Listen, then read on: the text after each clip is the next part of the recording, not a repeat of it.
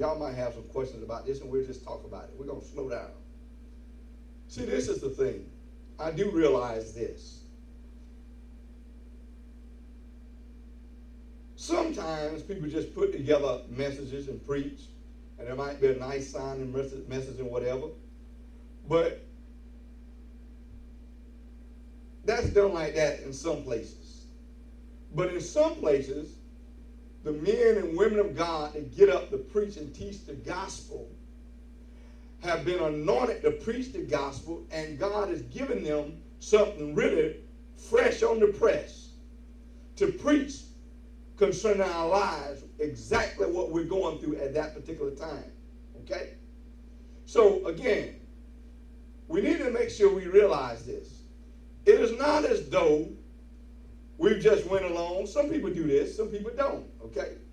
When we preach the gospel, we're not just preaching something we just put together. Okay?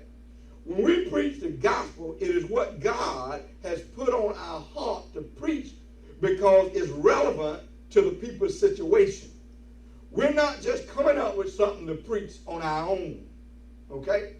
What it is, when we lay before God and pray and meditate, God puts in our spirit what we're to preach and teach.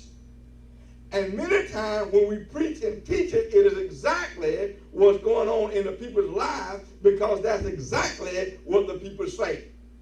Now, sometimes the minister of the Word of God is ministered, and some people take offense to it because they think that somebody have told you something about them and you preaching their situation.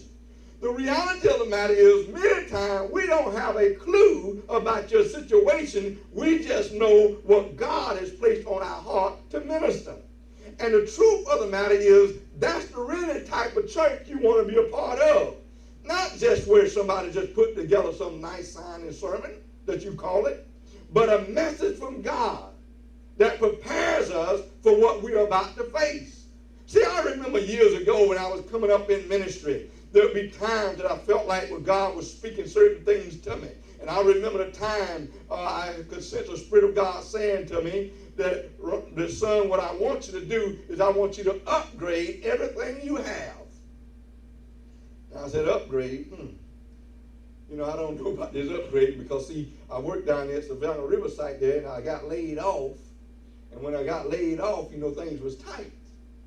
And then I started a business, and the business was growing slowly. But then I got totally out of debt. And I could sense the Spirit of God saying, son, I give you a message to preach, and I want you to get better things. I could sense the God saying that to me. And I said, well, better things cost more money.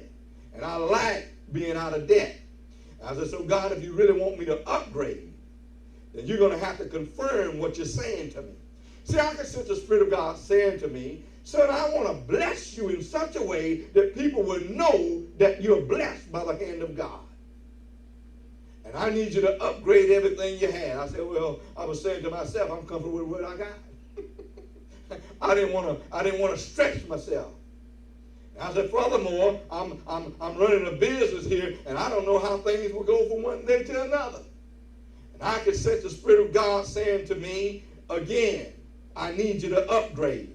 You know, God had said to Abraham, come out of your father's house. You know, the Bible teaches that. In other words, he didn't just say it to him one time.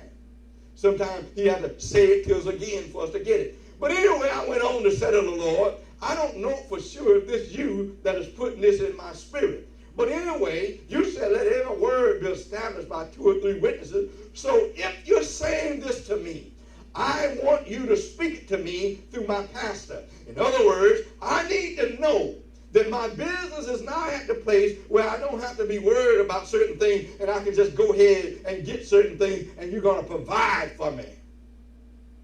But I need you to confirm it to me, and I need you to do it through my pastor. If this is what you're really saying to me, cause him to prophesy to me concerning my business.